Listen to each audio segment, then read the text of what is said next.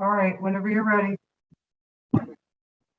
Okay, good afternoon, everybody. We're going to start our agency briefings from the University of Connecticut and the Uconn Health Center. Usually, just so you guys know, we leave it open to questions. Generally speaking, if you want to start.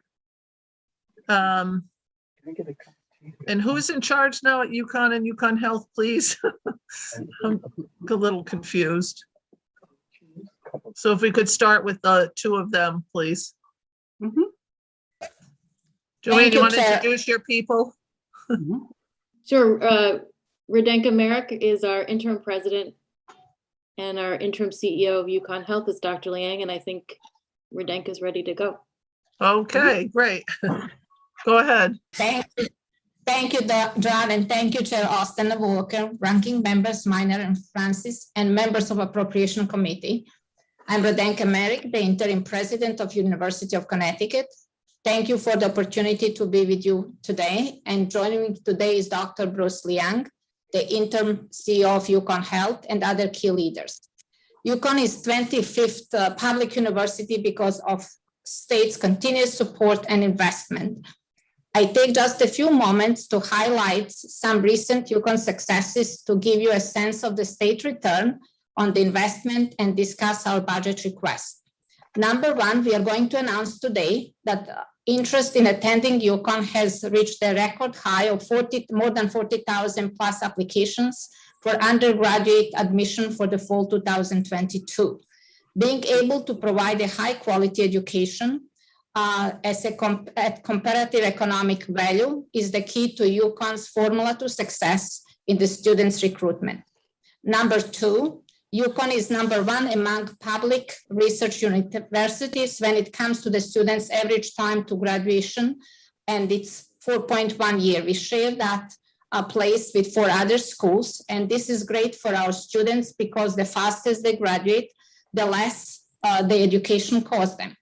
Number three, our faculty hit a record high of $377 million in research funding last year, doubling annual awards in just the last 4 years alone. Number four, we have 72 small companies in our incubator facilities in Farmington, Storrs, and Stamford, 21 more than the last year. And since 2003, when the program started, these startups raised over $1.1 billion in the total funding. And number five, finally, 90% of the class of 2021 has already jobs or could pursue the advanced degree, master or PhD, or join the military and voluntary services. These are just a few highlights that I could go on, but I will spare you. So we are grateful for the support of the government FY23 budget proposal, but it did not go far enough. We will continue to cut the costs and raise revenues when we can. So our requests are as follows. We are asking for the grant level, to block grant levels to maintain at the level approved last year. We are also asking that the block grants be increased sufficiently in FY22 and 23 to fund collective bargaining increases negotiated by CBAC. We will continue to ask state to cover retiree costs just as they cover all state agencies. And we will ask for the state cover the one-time 27 payroll and associated fringe cost. Our biggest challenge, and you heard me talking many times, is the fringe rate and retiree cost. Uconn and Uconn Health combined share of fringe costs, including retiring pension and health care, had more than doubled over the past 10 years. We can no longer afford to cover these costs, and they're impacting our competitiveness. I'm happy to answer any question you might have. Thank you. Thank you very much. Dr. Liang, do you want to talk a little bit about Uconn Health before we go to questions? Thank you, Madam Chair. Thank you, Chairs Austin, Walker, ranking members, Minor, France, and members of the Appropriation Committee. I'm Dr. Bruce Liang. I'm the interim CEO of Uconn Health. And for the last 7+ years, I have also served as the School of Medicine Dean. Thank you for the opportunity to be here today Joining me today is Jeff Giggin, CFO of Uconn Health. First, I want to thank you for your leadership. And second, I want to just take a minute to share some of Uconn Health highlights with you. So Uconn Health is a major economic driver for the state, generating more than $2.2 billion in economic impact. For example, each year, Uconn Health brings in over 100 million extramural federal research awards and another 135 million for residency physician training from CMS. Both are increasing from year to year. This last year, we had a banner year of 170 million of federal research grants. We're the largest medical school, and we're the state's only public academic medical center. The dental school is the only such public school, or the only dental school, in fact, in New England. We're the largest single producer of medical professionals in the state. And about 70% of our medical students either practice medicine in perpetuity or stay and serve and learn as resident physicians in Connecticut. And independently, 40% of our Uconn sponsored residency physician training programs end up staying in Connecticut. So together, graduates of medical school and resident physician training program accounted for about 3,000 doctors who are currently serving Connecticut. And more than 50% of practicing dentists in Connecticut have some connection to Uconn Dental, either as students, residents, or educators. And another fact is 60% of Connecticut pediatricians are actually Uconn Medical School graduates or trainees. And we're not stopping there because we have increased our class size by 30%, both medical and dental schools in the last couple of years. And we are planning further increase in class size, paving the foundation for more workforce development for the state of Connecticut. The School of Medicine ranks number 13 among all public US medical schools on diversity, according to the US News and World Report. And so we are very proud of the diversity inclusion and because they matter very much to us. On the clinical side, our revenue for this fiscal year is projected to be twice as much as it was when we launched Bioscience Connecticut. With the state's only safety net hospital and medical group, Medicaid patients are in fact directed to Uconn Health for specialty services such as neurosurgery, orthopedic surgery, cardiology, spine surgery, in addition to primary care. 1 out of 4 of our patients are Medicaid patients, and they come from every zip code in the state. We're also the single largest provider of dental services to Medicaid patients in the state. So in terms of the legislative priorities, we cannot thank you enough for all the financial support this committee and the General Assembly has provided to Uconn Health over the biennium. We continue to do our part to cut costs and to improve revenue. But right now, our requests are that it's pretty straightforward. We're very grateful to the governor for the proposed budget for Uconn Health. And we asked our block grant to be maintained. We are thankful for some of the legacy cost relief, but we are asking for the remaining amount to be covered. As an FYI, Uconn Health provides $52 million of our own earnings each year back to the state for the unfunded legacy costs. This is separate from the state block grant. In fact, we return 77 million of the block grant back to the state for the legacy costs. We're also asking, as other state agencies are being granted, for the state to cover the one-time 27th payroll. The other ask is that back in FY 10 and 11, 20 million from Uconn Health Medical Malpractice Trust Fund was swept to assist with the state budget shortfall. These are revenues generated on our own, and we set aside for any malpractice claim. We are asking the state to replenish the fund with the full $20 million. We're also asking our block grant to be increased sufficiently in FY22 and 23 to fund the collective bargaining increases negotiated by the CBAG. Finally, this does not directly fall under the cognizance of the Appropriations Committee, but the Finance Committee. I would like to note that Uconn Health is seeking support for deferred maintenance. The outside consultants have indicated to us that we need close to $300 million over the next 10 years for deferred maintenance. So I want to thank you very much for your consideration.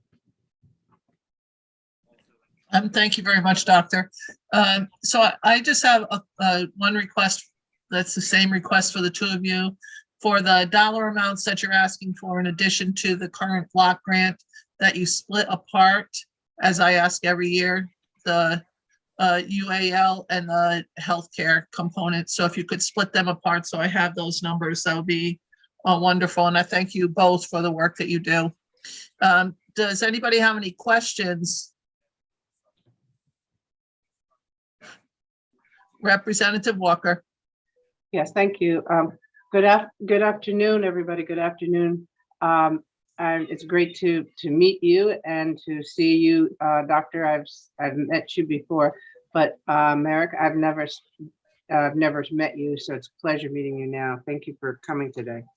I want to start with Uconn Health for a minute. The additional dollars that we have in the budget that the governor is proposing, was that your amount request? Was that a request of your amount for the deficiency funding? Was that yours? Was that your request, or was that something that the governor put in the budget for you? I believe it's our request. Thank you very much. And good to see you here again. And that was our request. But I have Jeff Giggin here, who is CFO of Uconn Health. He could provide further clarity. Jeff, may I turn it over to you? Sure. Good afternoon, everybody. Jeff Galen, Chief Financial Officer for Uconn Health. Yes, Representative. So the amount we requested was the $30.5 million. That was the additional amount added in the governor's midterm adjustments. Those were to cover all of the unfunded originally.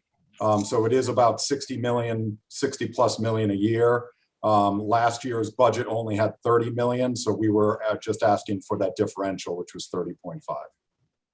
Okay. All right. And yeah, and we're doing that through the carry forwards. Okay. How many people do you have a lot of people that are retiring this year from the hospital? We have about 135 that we know will retire by the end of June of 2022, which represents about 2.5% of our workforce at Uconn Health. Okay. I think I'm going to go back to, I'll come back to you in the subcommittee on some of the other questions I had. And University of Yukon, University of Connecticut, yeah, Yukon, was the amount that the governor put in the budget, the amount that you had requested? Let's see, who's going to answer that for me? So thank you, Chairwoman Walker. I will ask Lloyd Blanchett, who is our CFO, to answer that question. Thank you, ma'am. Good afternoon, sir. Good afternoon, Madam Chair. Thank you, Madam President. No, it was not enough. We asked for $32.5 million to cover the CDI for our non-block grant employees. The governor's budget provided 20, so it did not provide the fringe component. Moreover, we asked for $15.3 million for the 27th payroll. The governor provided about $8 million. Again, just the salary component, but not the fringe component. Okay, so that was just what he provided was just salary. That's correct. Okay. And how many retirees are you expecting this year, sir? I don't have an exact number on that, Madam Chair. We can get that number for you and get it back. Yes, I would. An expected number, as well as people who have reported that they will retire. I'd rather give you the latter number, so we will get. Okay. Okay. All right. Well, thank you, sir. Thank you. Thank you, Madam Chair. If I have any more questions, I'll get in line. Thank you. Thank you very much, Representative Walker. Before I go on to Representative Haddad, if you could let me know, have you lost student population in both Uconn? I heard Uconn Health has got the largest waiting list ever, but if you could let me know, relative to the last 5 years, have we seen a drop in the student population in Uconn and or an increase in a drop in the population of students in Uconn Health over the last 5 years? If you could send me that data too, that would be wonderful. Thank you. Representative Haddad. Thank you, Madam Chair. And I'll say that it's good to see Dr. Liang and Dr. Merrick here.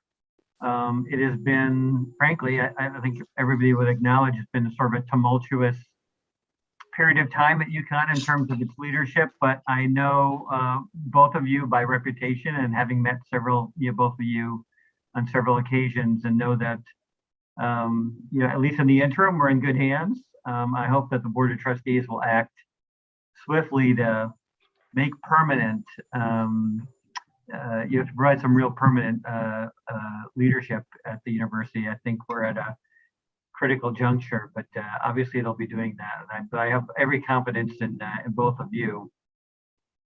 My questions, well, one just follow-up question to Senator Austin's last question.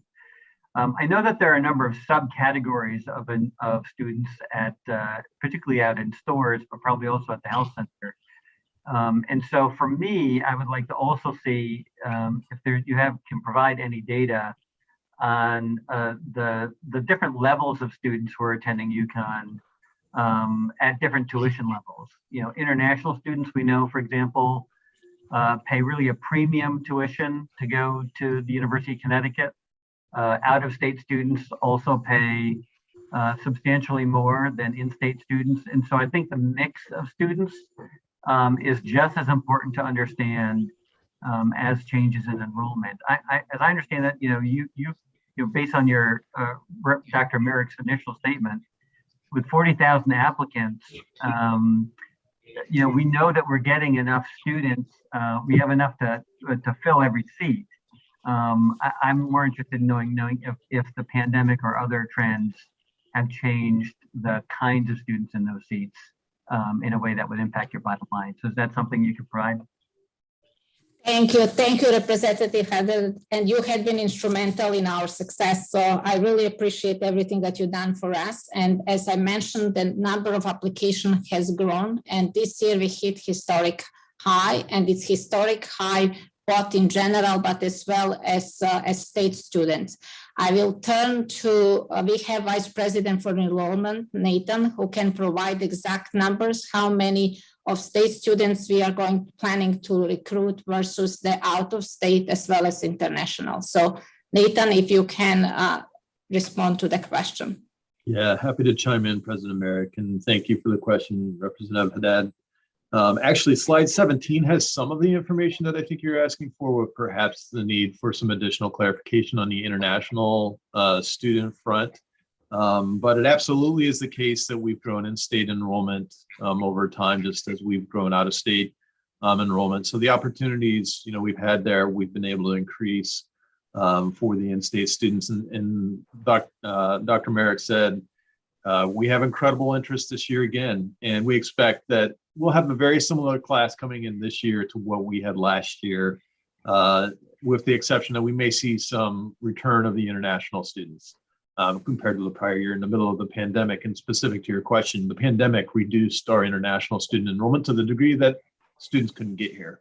And so we were a little bit limited in a year there, but we see that growth coming back. Great, but there's you can maybe in the work session, you can be prepared to quantify for us what the fiscal impact is of a reduction in international students, because I know that they don't pay merely they pay higher than the out-of-state rate, as I understand it, and they take no no institutional aid, right? So a loss and a reduction of students at that level is has a measurable impact on your revenue, right? Yeah, that's right. And Lloyd Blanchard and I can work together on that. But you're right, minimal aid for international students. There is some, but it's very minimal. Okay. So yeah, you're right. The only other thing that I just wanted to talk about at a very high level, and there's lots of other sort of digging in to do at the subcommittee level first in our work sessions, but I look at the budget document presented by the governor, and I'm a little bit confused about what the long-term trend really is for our commitment to help the university fund its legacy costs and fringe costs. So the $20 million of extra that gets put into the block grant, our Office of Fiscal Analysis says that there is no commensurate increase in the comptroller's office for the fringe costs that are associated with the extra money in the block grant. That's not completely atypical. We have provided higher education institutions with additional both fringe support and also additional operating support without fringe benefit support. So that's not all that unusual. I guess what is unusual for me is that it gets put into the block grant because this mechanism seems to me sort of requires us to break that sort of rule that says that we will provide the full fringe support for all block granted students, all block granted staff persons, and so that's something that I'll be asking about at the work meetings. I just want to be sure that we all have a common understanding about what the sort of the rules are that have been established, longstanding traditions about what our responsibility is, what your responsibility is, and how that all gets is transparent in our budget. I don't know if you had anything to sort of comment about that in general, but it seems like that is also the case with the additional, I think it's intended to be temporary support for non-block granted employees who may receive an increase in salary. Unlike, typically we would allocate additional resources from our reserve for salary account. Here, it's added as an additional line item, and it's a little bit. There's, I guess, some increased transparency. We don't see that in other agency budgets, but because you have non-block rated employees, I think there was an indication that we wanted to ensure that at least in the short term that additional burden wasn't falling directly on students right away, but would give you some time to plan for whatever increases might be coming down the road. Is that your understanding? Is that's intended at least in the governor's budget to be temporary support? Yeah, thank you, Representative Haddad. And I just want to give, we can break it down. How much do we receive? How much is in the block grant money? But I want for everybody's understanding to say where we were 10 years ago and where we are now with the fringe rate and unpaid liabilities. So in fiscal year 12, Ucon's share of fringe costs were about 134 million, including both Uconn and Uconn Health. And in fiscal year 22, it's 294 million. And this is where we are saying we cannot take any longer because we cannot burn, it's simply influencing our research, it's influencing the tuition. So we cannot distribute that cost to tuition and our students because the cost of education will go up. Yeah, I appreciate that. So it sounds like a increase of about 2.5-fold, something like that. And that's a result of the fact that the state is actually paying off these legacy costs, right? Like, is it I have a diagram and I look at the data so I can share with you. I look at the numbers every day and they are not encouraging, so we need help. Yes, I understand. It's a result of the increased payments made for unfunded accrued liability and also a diminished increase in your annual block grant. You've been level funded. If there's some years where we've done better, But because the block grant is not keeping pace with your overall funding, then you're picking up an increased share of that burden as well. So I appreciate that. And I just want to say, we all look at administrators in these meetings, and nobody imagines that these costs are being borne by administrators. Tonight we'll be talking to students. And I think that we need as a committee to remember that these additional costs are really being borne by students, but through increased tuition costs. And so I appreciate the comment.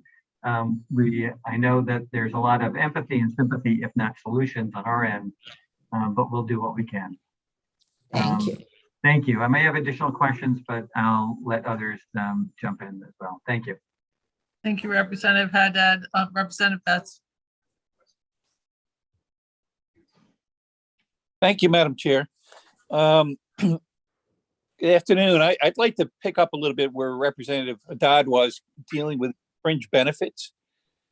Does anybody know, or can you get me the information as to whether the state has always paid fringe benefits, or is this a evolving thing that's happened over the last 10 years? Because the fringe benefits are extremely high, and I'm wondering where that expectation came that the state would be absorbing or taking care of these costs for you. I will ask our CFO to respond to that question, both from Yukon Health as well as Yukon campus. I'll start with Yukon stores and regionals, Representative Betts. Thank you, President Merrick.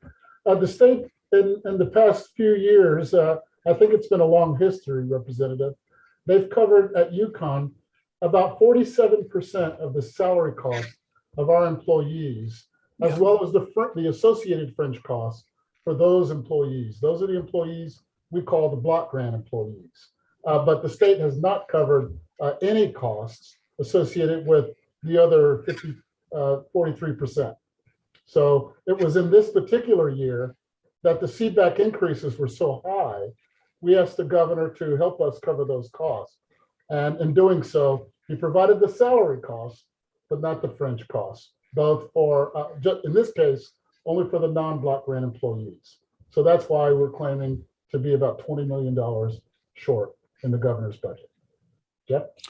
Okay, thank you for that answer. And the other one I wanted to ask about was dealing with the sweeping of $20 million, I think somebody said earlier on, from a fund in 2010, 2011, and you're asking for that to be replenished.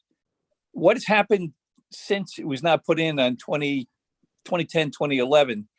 I don't recall ever seeing a request asking for that to be replenished. I could be wrong, but can somebody explain to me? I know it's probably swept because of financial pressure in the state, but is that, how have you been able to deal with that since it was taken? I think Dr. Liang and Jeff Giggin, CFO of Yukon Health, will be able to answer that question. Thank you, President Merrick. Representative Betts, nice meeting you here. Thank you for your good question. Yeah, so you know, we had set aside that money for potential claims, and we just, as you know, we had a very large claim from the Women's Health or cause for this plaintiff with fertilization issue. That's a very large sum, which was not expected.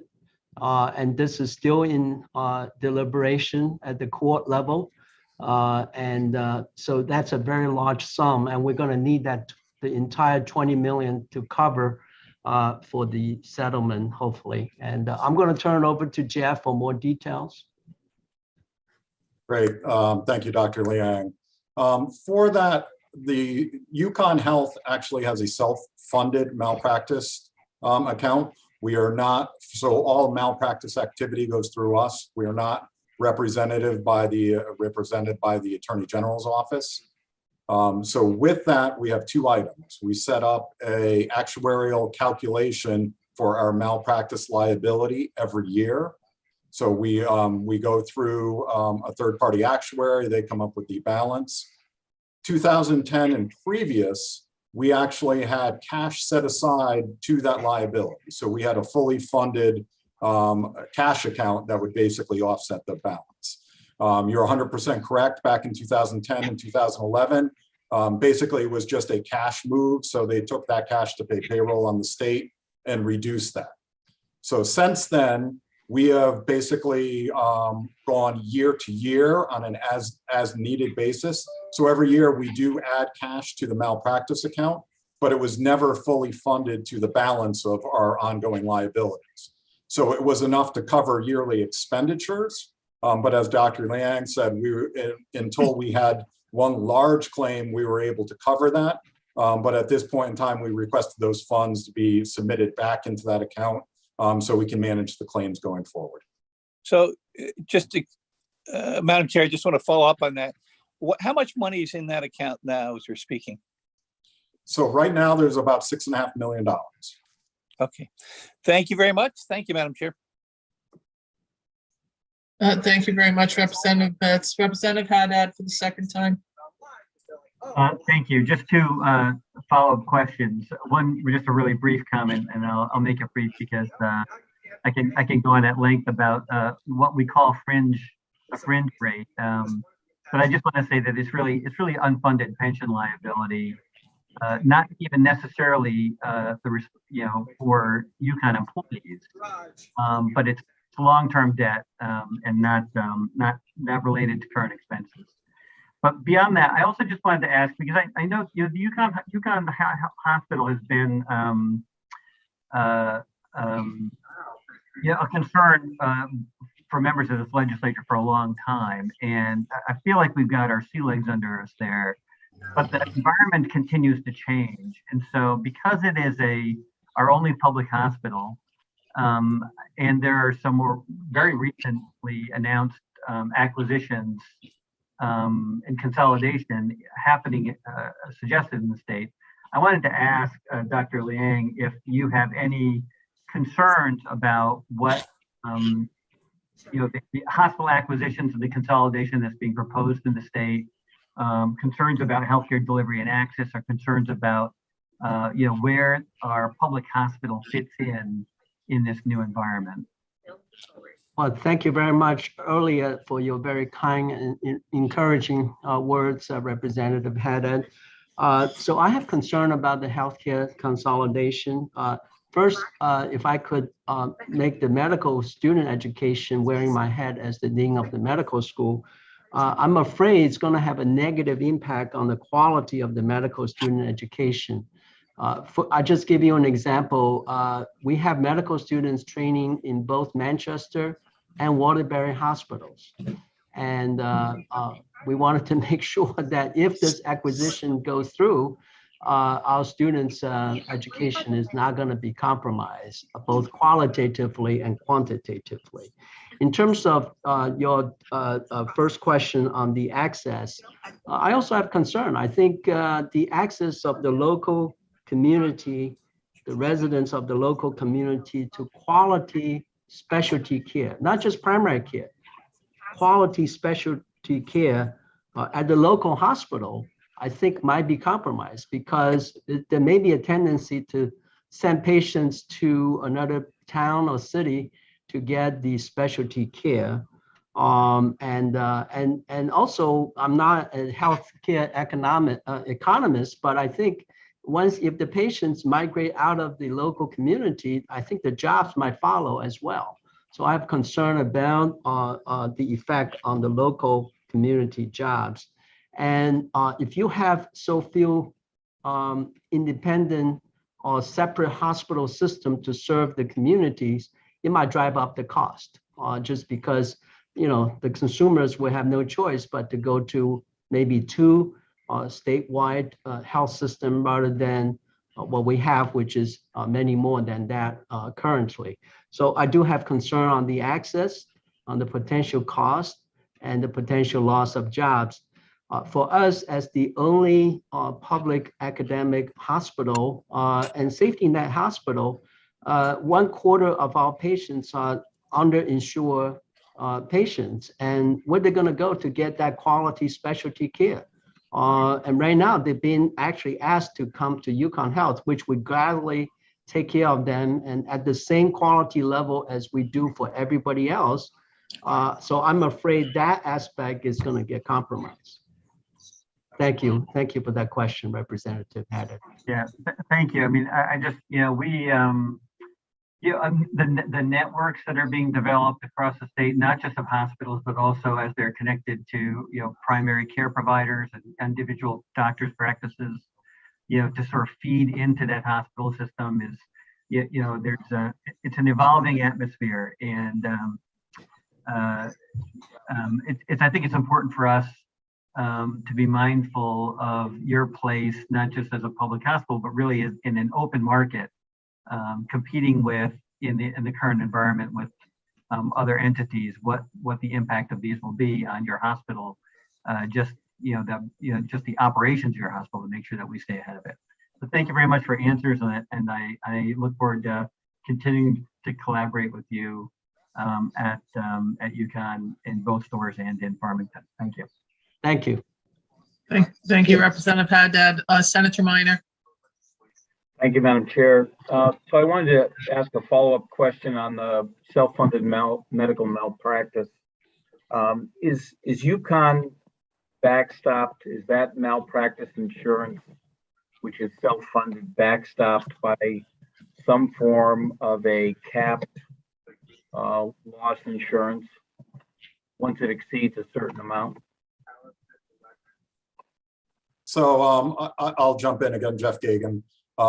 Currently, we are not. We review that basically almost on a yearly basis at this point in time, but the history has shown that insurance is more expensive than the actual program, so we have never purchased that at this point. But again, currently, we're actually working with the State Insurance Board and looking into alternate coverages also, but it's something we continuously look at. So the risk is $1 infinitum, the way it's currently set up. Correct. Thank you. Thank you, Senator Minor. Are there any other questions or comments? Seeing none, we look forward to seeing you at the subcommittee level. Thank you all for coming today. Appreciate it. Up next will be the state universities and community colleges. Are they here, Susan? Oh, Madam Chair, they aren't here yet. It's a bit early. Okay, so we're about 20 minutes early. If people want to take a recess for 20 minutes, we'll see you back at 2 o'clock. Thank you. Thank you. Thank you.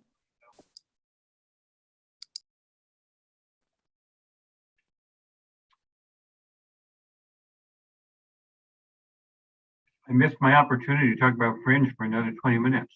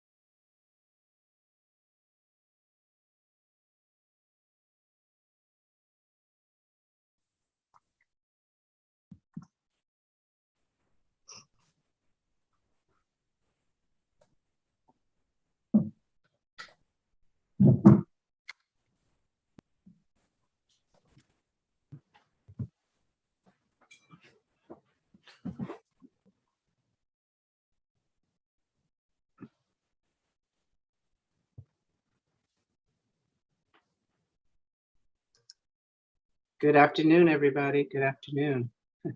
We took a recess, so we're going to start up at 2 o'clock, but good to see you.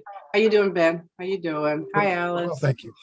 That's good. Hi. Oh, hi, Dr. Chang. How are you? Hi, how are you? Oh, very good. Very good. I think you all earned a break, right? I wish we could hope we could have that all the way through, but it's not. Ask Ben. He'll tell you he'll tell you how wonderful this is. Absolutely. Well, we're ready to go whenever you are. So please. Okay. Well, I worries. think we're gonna we said that we take a recess to 2 o'clock, so we'll go back to dark until 2.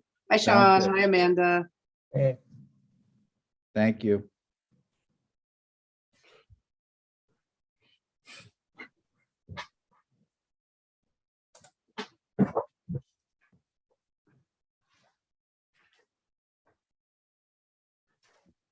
Sean, is Mike, I think it's Mike Rook, is he one of your people?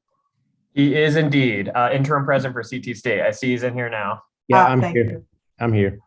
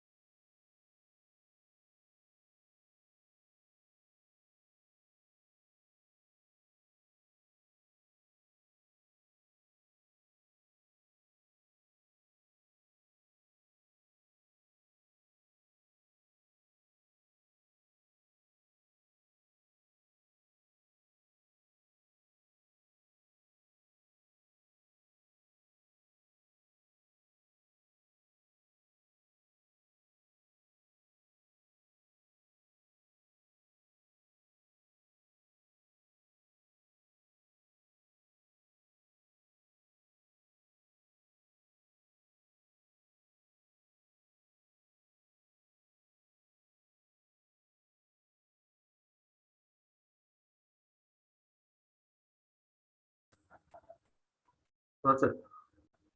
That's what I thought it was. All right, you're good. Oh, I'm in? Great. So Thank you were for- getting a notification? Carrie, Hi, you're not Sue. muted. Yeah, Carrie, you're not muted. Okay, we gotta work on, where's that? Right there. Hi, guys. Sue, are you ready?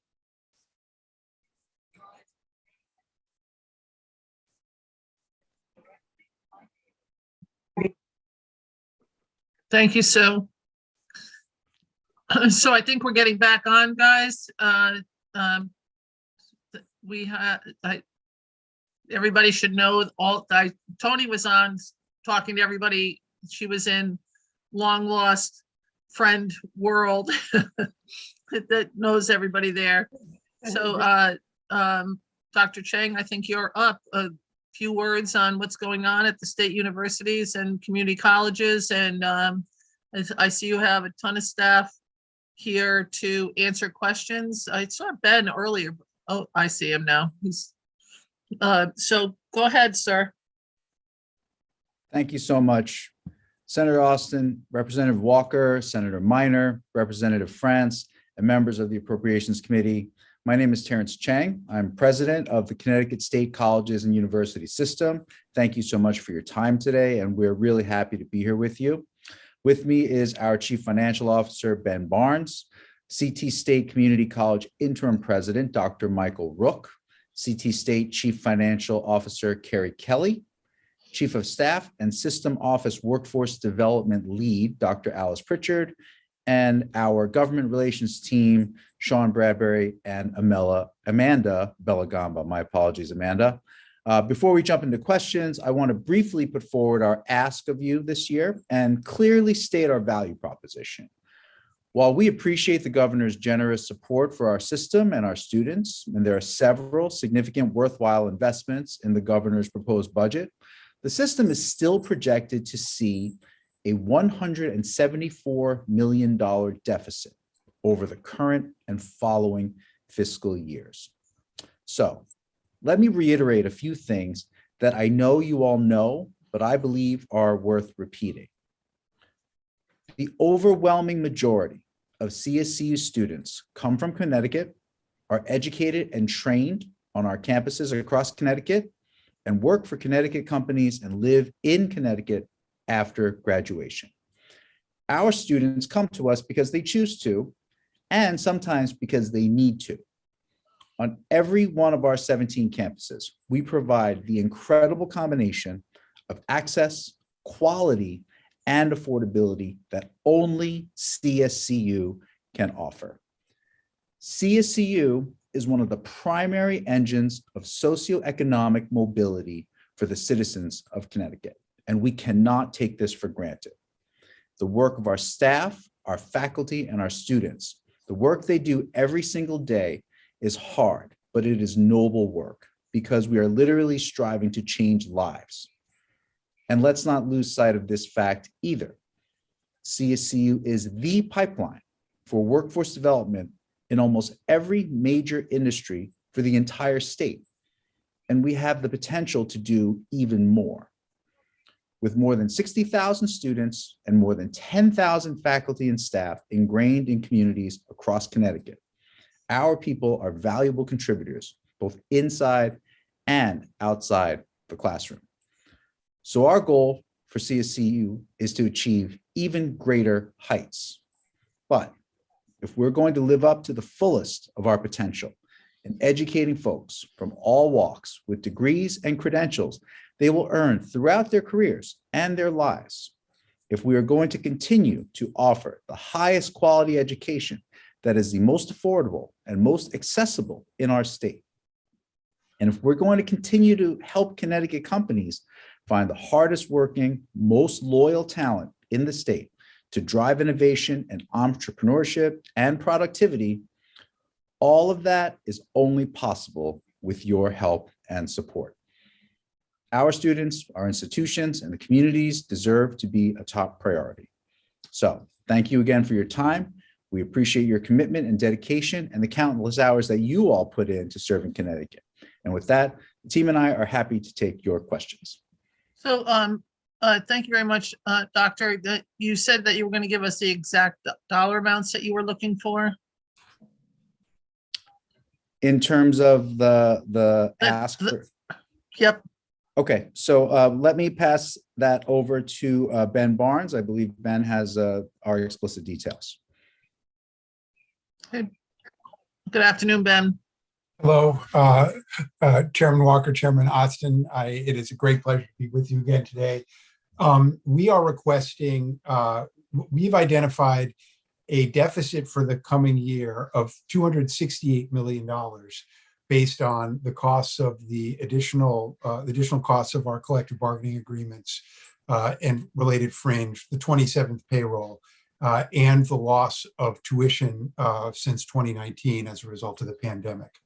Against that $268 million shortfall across our system, the governor's recommended adjustments would provide $93 million of resource that we could use to fill those holes, leaving a shortfall of $174.9 million that we must cover somehow, and we would love to get assistance from the legislature to meet that goal.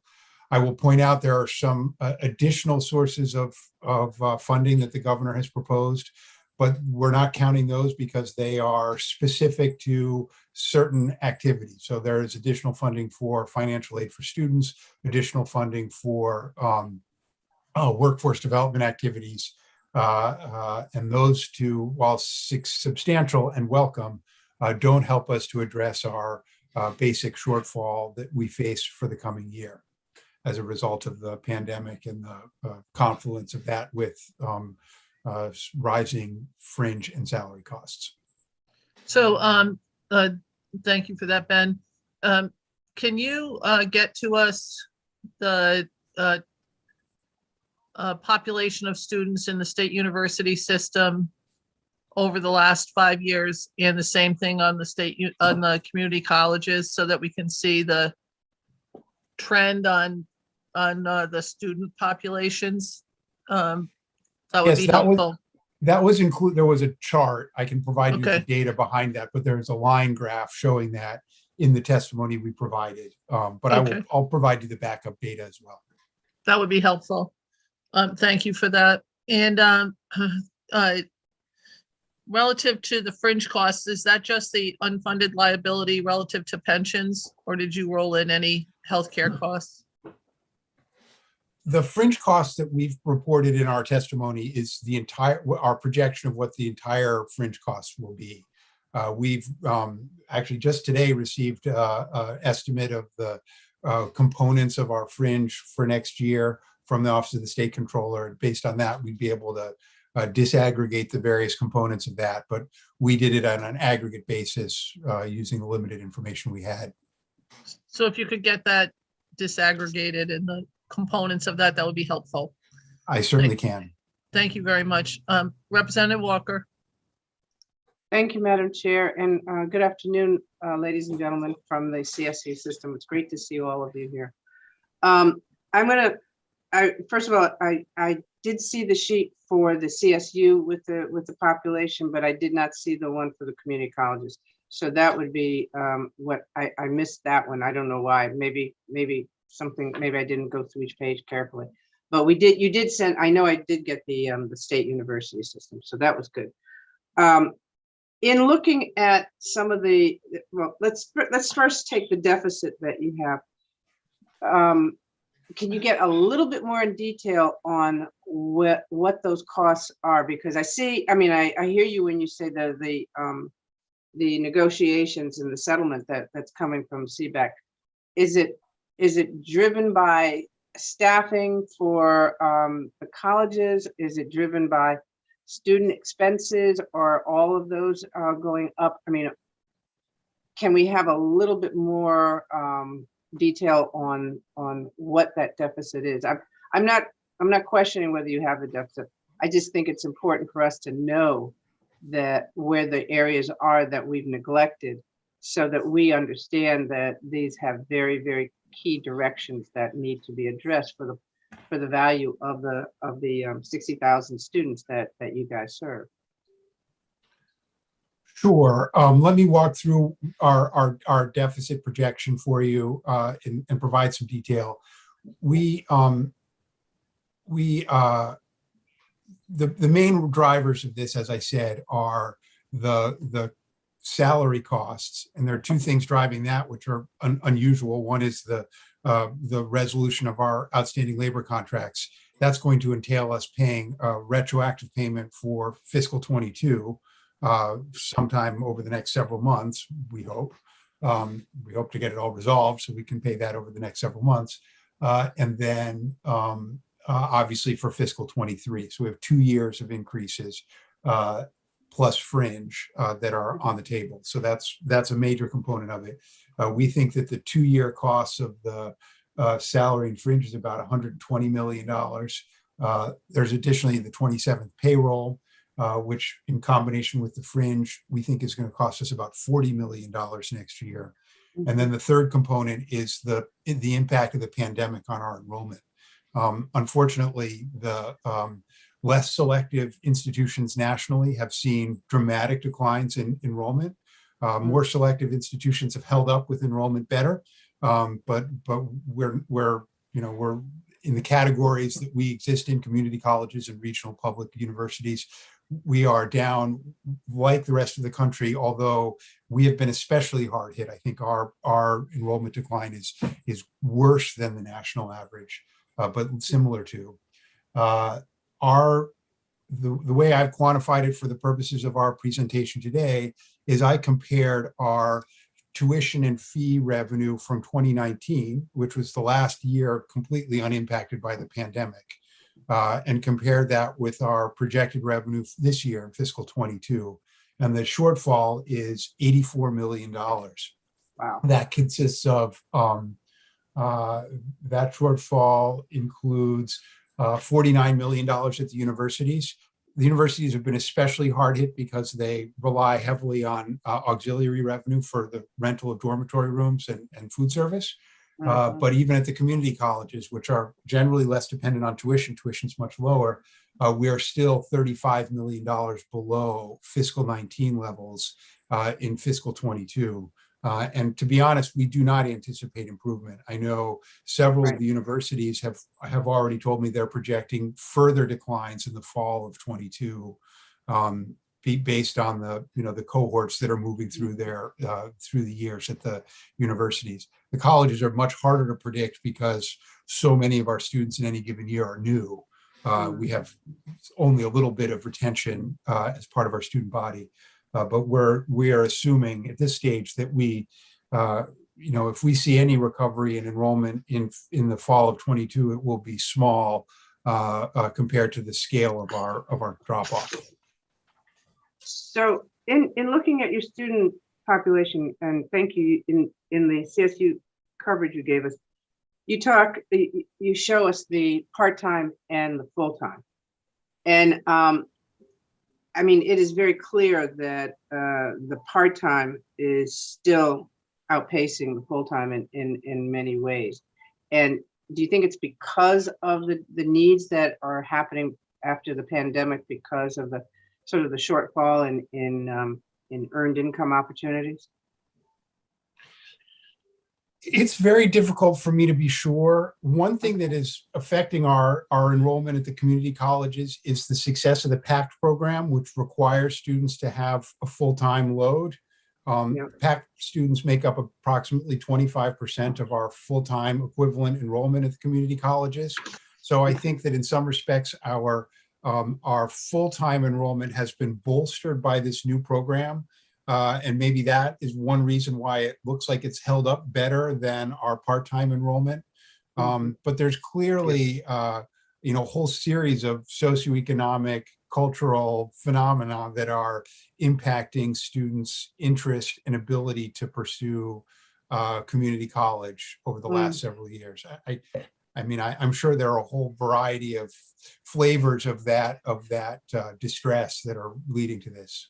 Yeah, and if I may, Representative Walker, and thank you for that. And I think it's important to point out that, we are experiencing something that the entire Northeast is certainly experiencing, as Ben pointed out, regional public universities as well as community colleges have been particularly hard struck by the pandemic because of the constituencies that we serve. They are less traditional.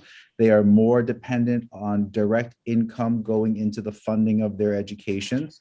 And thus, when the pandemic struck and the economy took a massive downturn, many folks had to turn away from their educational opportunities. And then when the economy started to heat up again, they were the same individuals who would take advantage of increasing from $12 an hour to $18 an hour for a particular kind of employment opportunity. I think, it's worth noting that nationally, again, we have seen things changing, especially with Black and Brown students in the Northeast. And again, we are a part of that, current trend as well. And so it's something that we're very much aware of, but, we are doing everything we can, both short-term and planning for the long-term, to try to process that data, ameliorate certain situations, and then plan for the future. Thank you. Thank you for that. And I apologize. I did the wrong thing. It's more full-time than part-time. And I think there's a lot of reasons that are going on in the communities that are affecting it. And I think, thank you, Dr. Chang, for sort of supporting what I think we're having and we're seeing. I'm going to do another question. Are you being affected by the governor's plan to try and move all the IT services into DAS, or are you being eliminated from that process? We are not part of that consolidation there. Now, I will point out that we are in the process of making some significant consolidations with our IT. I mean, to be honest, there have been a lot of consolidation within our IT function over the last decade or so, but we are now consolidating as part of the community college merger. And we are certainly making increased efforts to coordinate our IT investments with the universities as well. So I think we'll see sort of a gradual coming together of our IT services within CSCU, but we are not part of a DAS-led consolidation in the executive branch.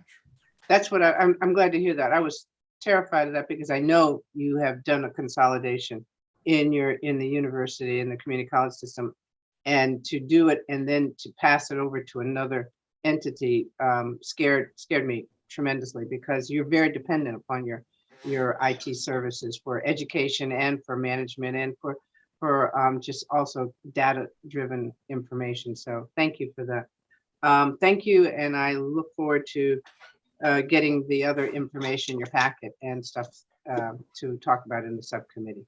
Thank you. Thank you very much, Representative Walker. Representative Haddad. Thank you very much, Madam Chair. Thank you, Dr. Chang and Mr. Barnes, others for being here and sort of helping us sort through this stuff. I appreciate the simplicity of your submission today. It's helpful. Everything's in graphical form, and so it's nice to be able to see very clearly. I had a couple of questions. One is just on the reduction for enrollment. It seems to me like there's been a long-term trend in reduction in enrollment. It's got everything to do with how many babies there are and what happens 18 years later, right? And so the trend line existed before the pandemic, but certainly has been exacerbated during the pandemic. And so, well, I think that I appreciate the $84 million drop in revenue since 2019. That's probably a combination of both a long-term trend and the pandemic trend as well, with the lion's share being a result of the pandemic. Would you agree with that? So I'll begin, Representative Haddad. I think you're exactly right. And we've said this in our public sessions when visiting campuses, that the enrollment declines have been going on since before the pandemic. And as you noted, when you look at the information that's out there, demographics, birth rates, fertility rates, migration, immigration rates, all of the rates are not looking great for the Northeast. And so I think we need to have a very kind of frank conversation. We've already begun those with our institutional leaders to understand what those impacts are, what direction we're going, and really try to fine tune our services, our offerings, our programs to make sure that we start to calibrate for the long term. And those are challenging conversations, obviously, and that's kind of what I was getting at, because there might be a small program someplace that might be unique and the only of its kind in Connecticut for a public university, and a reduction in the number of students might make it challenging to continue to offer that program. But canceling that program, of course, means you're canceling out an opportunity for, even if it's a small number of students to be able to pursue their education here in the state. And so there are some who might look at these numbers and say, we need to right size higher ed in Connecticut. And I guess I want to ask for you to sort of I think that there's some validity to that concern, but I also just want to ask you if you could just offer some sort of countervailing sort of considerations and criteria that we should be considering that sort of would indicate that there's still something as a baseline that we need to support here without before we start eroding opportunity for students in Connecticut. Certainly. So there's a lot there. I'm going to try to get to most of what you offered. And if I forgot anything, please just remind me. I will tell you that I believe genuinely that higher education, public higher education, is at something of a crossroads, and we will have to have those tough conversations. And that, business as usual, that was quite productive for the past 30 some odd years, 40 years. That's just not the case anymore. And we have to be very conscious and cognizant of what our communities, our society, and our state really need. I'll also tell you that we very much trust our institutional leaders, and that not every campus is designed and built to execute exactly the same. We do not look at our institutions as cookie cutters. And so anything that Eastern is doing, Eastern might have very different values on certain programs that another institution may not. I just use Eastern as an example because they are the liberal arts college of our state, and they're wonderful. And so what they do within a certain program may be different from Southern or Western or what have you. And it's not to say that one is better or worse than the other. Again, it's a kind of institutional and regional value, which we want to support and buttress, if anything. Another philosophy that we have is that we're not going to cut our way to success. We're not going to slash our way to success. We need to continue to find ways to invest in a very targeted and strategic and intentional way to build up what is working, to support that which we think needs further support, and also to be more innovative and entrepreneurial in creating programs that meet the needs of the state and for the 21st century.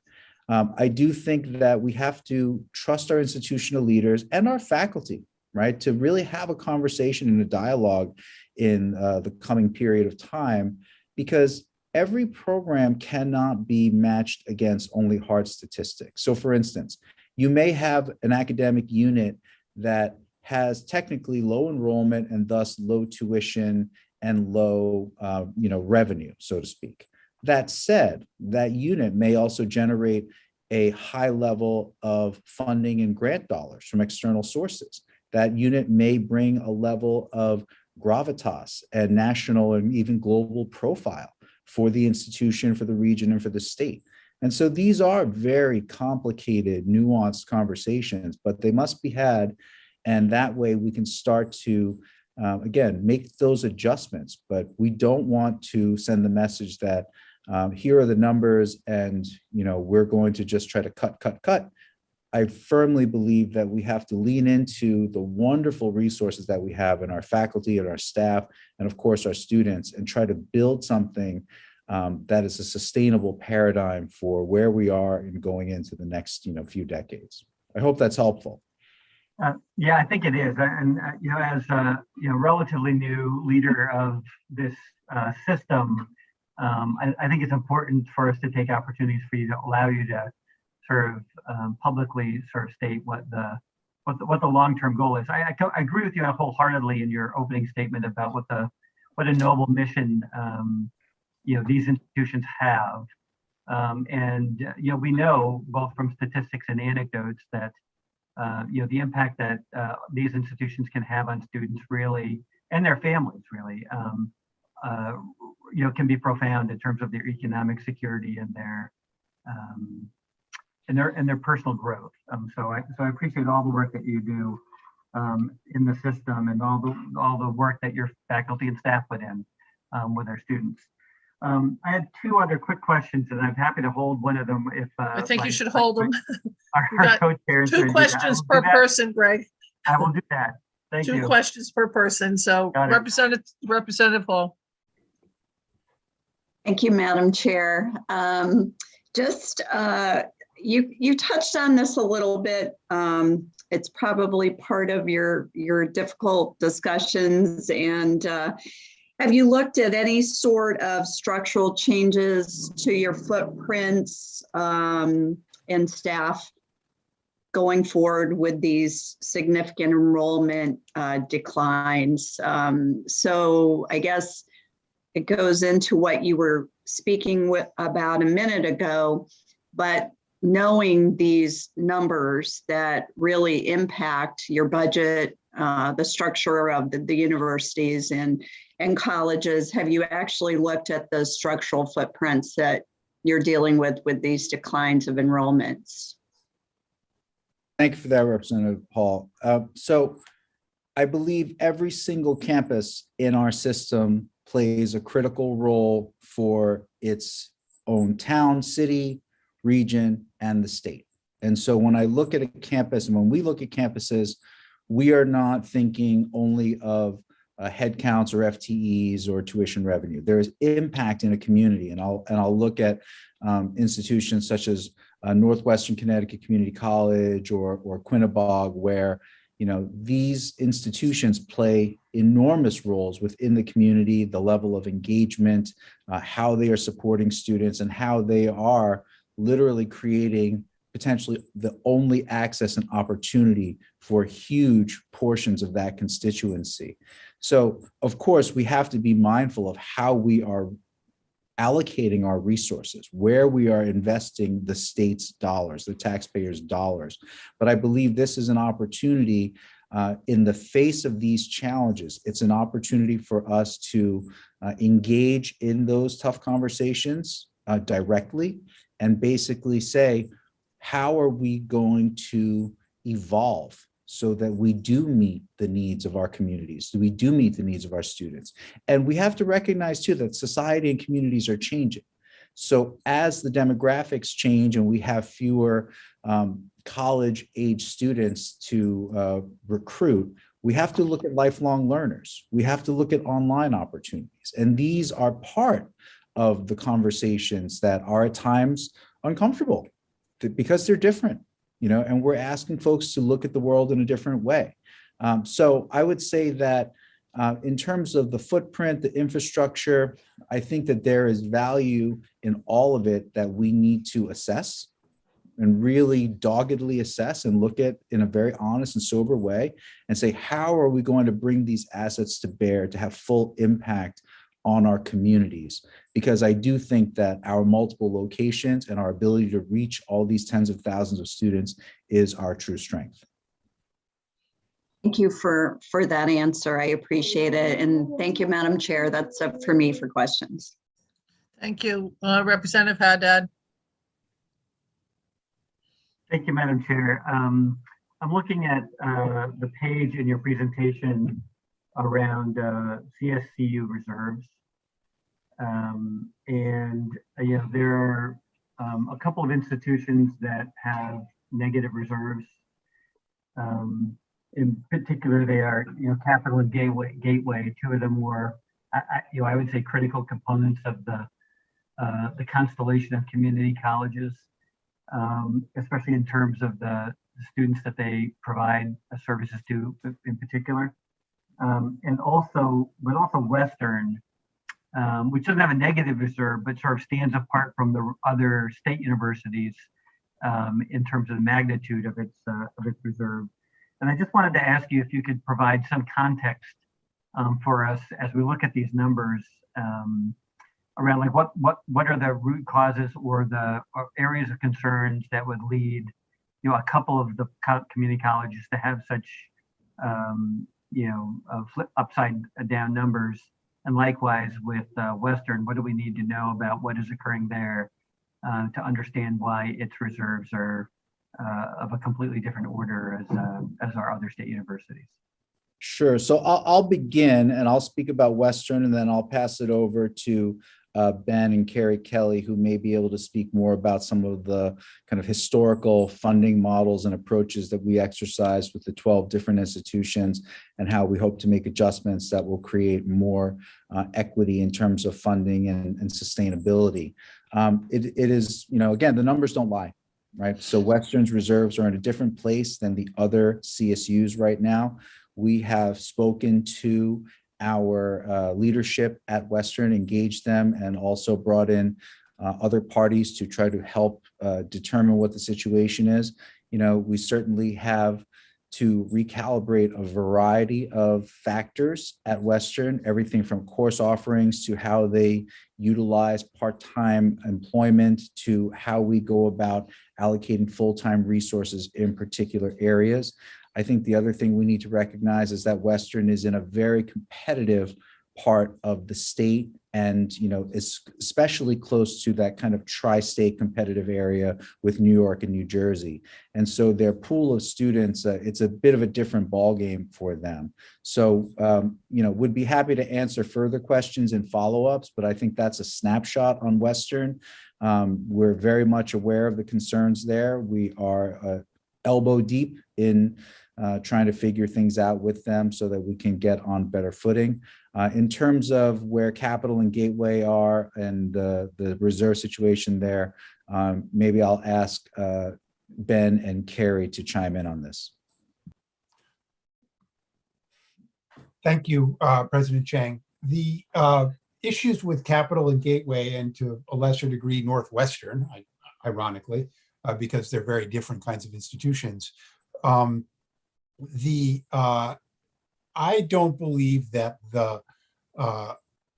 these results reflect anything in particular about those institutions, other than that they have higher operating costs as a result of their location and their campuses, et cetera. So at Capital, for instance, we have to pay for really very expensive escalator maintenance contracts, and parking garage rentals, and a whole series of other expenses related with a downtown location and a downtown office building type of campus. They're also the students at Capital have greater need and are heavily supported with institutional aid and scholarship assistance in order to be able to afford to attend. And one of the byproducts of that struggle for students that are particularly at Gateway and Capital in this case, but also Housatonic, is that those competing pressures for their time and attention and money of those students leads them to often have higher rates of part-time attendance, which is more costly and produces less revenue for our institutions, and is an impediment to growing enrollment there. The limited ability of some of the students to take on more full-time loads. So it is a combination of events. I will acknowledge, just last year we revised the distribution model for block grants to the universities to reflect current environment. We have not done that in a relatively long period of time with the community colleges, largely because the ongoing merger of the community colleges will render that distribution model essentially moot, and we'll have a whole different framework for allocating resources. So we have not bothered to spend the time and energy developing a consensus revision to our distribution model. Instead, we are essentially supporting those institutions with tougher finances as a system. That is something that we have had significant discussions with our creditors about. They are aware of our essentially pooling reserves across the community college system in order to ensure that each of them maintains the financial flexibility necessary to meet the accreditation standards. So we're concerned about it.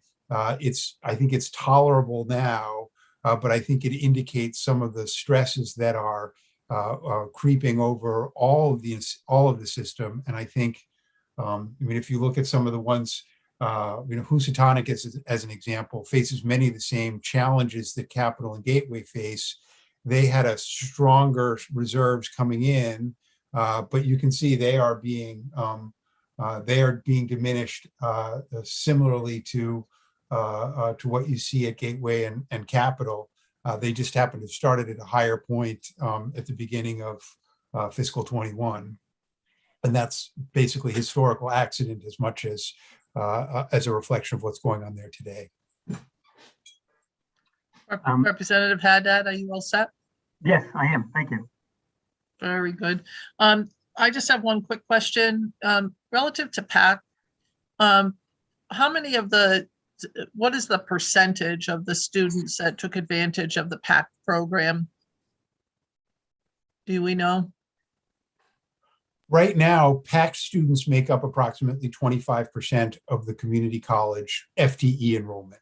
It's a smaller percentage of the head count because obviously they're all full-time students, but it's about 25% of our tuition revenue and full-time and equivalent enrollment is coming out of the PAC program. And how much money would we need if we wanted to extend the PAC program into part-time or returning students? Is there any way to calculate what you think that might be?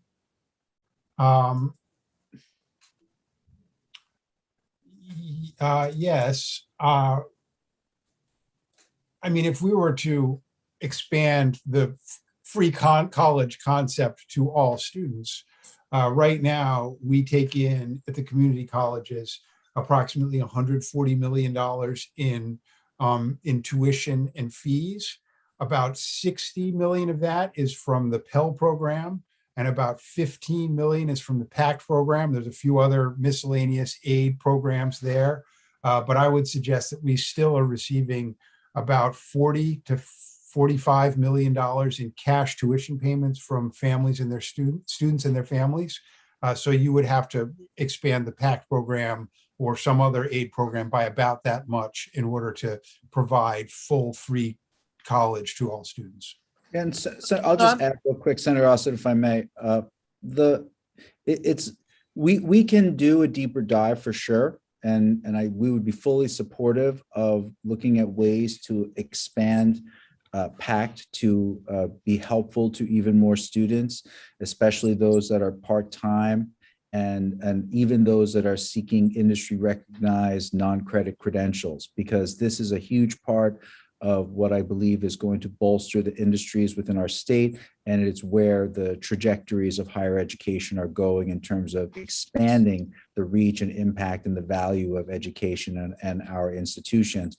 But I think we might need a little further guidance, or we would do projection through a few different scenarios, looking at credit levels and so forth, because I think that's where those gauges would be kind of calibrating which way we would go. But we're certainly happy to do that.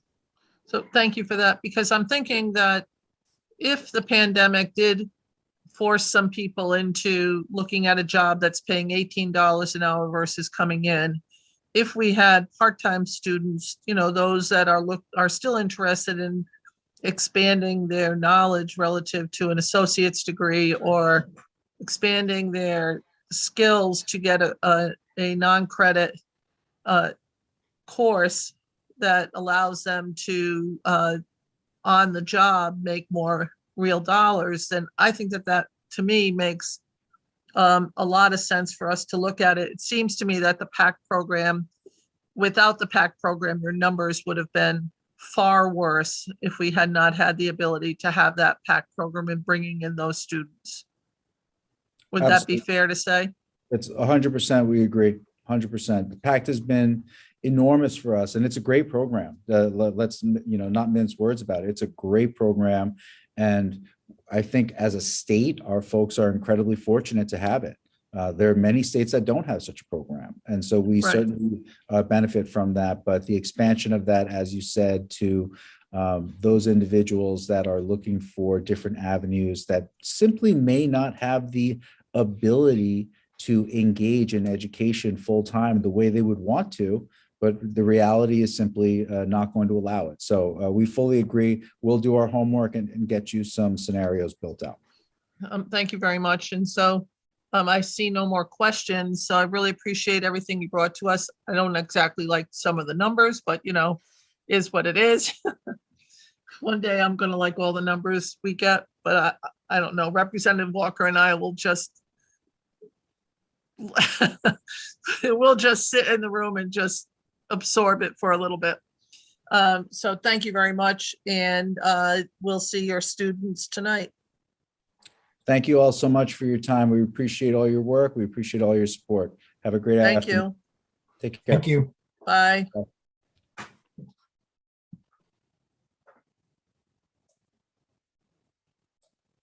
All set, Madam Chair?